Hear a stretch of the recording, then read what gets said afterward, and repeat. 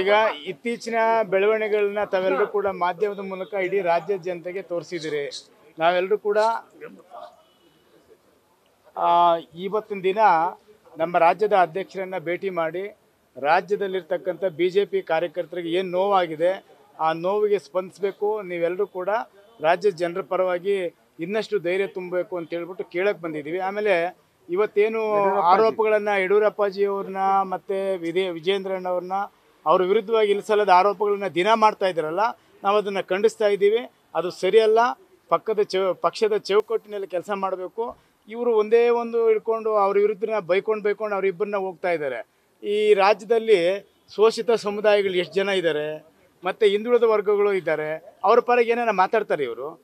ಇನ್ನು ಇವರು ಒಬ್ಬರು ಗೆದ್ದುಬಿಟ್ರೆ ಇಡೀ ರಾಜ್ಯದಲ್ಲಿ ಇನ್ನೆಲ್ಲನೂ ಸರಿ ಹೋಗ್ತದೆ ಅಂತ ತಿಳ್ಕೊಂಬಿಟ್ಟಿದ್ದಾರೆ ಏನು?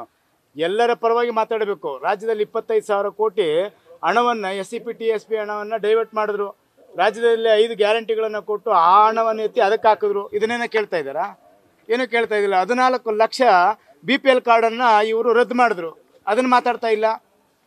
ಇವರು ಬೇಳೆ ಬೇಯಿಸ್ಕೊಳ್ಳೋಕ್ಕೆ, ಇವರು ವೈಯಕ್ತಿಕವಾಗಿ ಏನೋ ಒಂದು ಗಿಟ್ಸ್ಕೊಳ್ಳೋದಕ್ಕೆ ಇವರಿಬ್ಬರನ್ನ ಬೈತಾ ಹೋಗ್ತಾ ಇದ್ದಾರೆ. ಯಡಿಯೂರಪ್ಪಾಜಿಯವರ ಶ್ರಮ ಮತ್ತು ಅವರ ಸೇವೆ ಪಕ್ಷ ಕಟ್ಟಲಿಕ್ಕೆ 1 ವರ್ಷ 2 ವರ್ಷನ 50 ವರ್ಷಗಳ ಕಾಲ ಈ ರಾಜ್ಯದಲ್ಲಿ ಅವರು ಪಕ್ಷವನ್ನು ಕಟ್ಟಿ ಏನೂ ಇಲ್ದಿರೋ ಸಮಯದಲ್ಲಿ ಪಕ್ಷ ಕಟ್ಟಿ ಎಲ್ಲರೂ ಅನುಭವಿಸೋದಕ್ಕೆ ಒಂದು ವಾತಾವರಣ ನಿರ್ಮಾಣ ಮಾಡಿಕೊಟ್ಟಿರಿ. ಅಂಥವ್ರ ಬಗ್ಗೆ ಆದಿ ಬೀದಿಯಲ್ಲಿ ಮಾತಾಡ್ತಾರೆ ಹೋಗ್ತಾ ಇದ್ದೀರಿ ಅಂದರೆ ನಿಮ್ಮ ಅನುಭವಕ್ಕೆ, ನಿಮ್ಮ ಹಿರಿತನಕ್ಕೆ ಇದನ್ನು ಶೋಭೆ ತರ್ತದೇನು? ಮೊದಲು ಇದು ನಿಲ್ಲಿಸಿ. ನಾವು ಮಾತಾಡೋದಲ್ಲ, ನಮಗೆ ಇನ್ನೂ 106 ಜನ ಮಾತಾಡೋಕ್ಕೆ ದಿನನಿತ್ಯ ತಯಾರಾಗ್ತಾರೆ.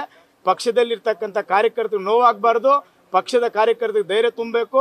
ಮುಂದೆ ಬರ್ತಕ್ಕಂಥ ತಾಲೂಕ್ ಪಂಚಾಯತಿ, ಜಿಲ್ಲಾ ಪಂಚಾಯತಿ, ಸ್ಥಳೀಯ ಸಂಸ್ಥೆಗಳಲ್ಲಿ ಯಾವುದೇ ಚುನಾವಣೆ ಬಂದರೂ ಕೂಡ MLAನ MP ನ ಗೆಲ್ಲಿಸ್ತಕ್ಕಂಥ ಕಾರ್ಯಕರ್ತರನ್ನ ಗೆಲ್ಲಿಸಿ ಅವರ ಸುಖವನ್ನು ನೋಡುವಂಥ ಜವಾಬ್ದಾರಿ ನಿಮ್ಮ ಮೇಲೆ ಇದೆ. ಇದನ್ನೇ ನೀವು ಫಸ್ಟ್ ಮಾತಾಡಿ.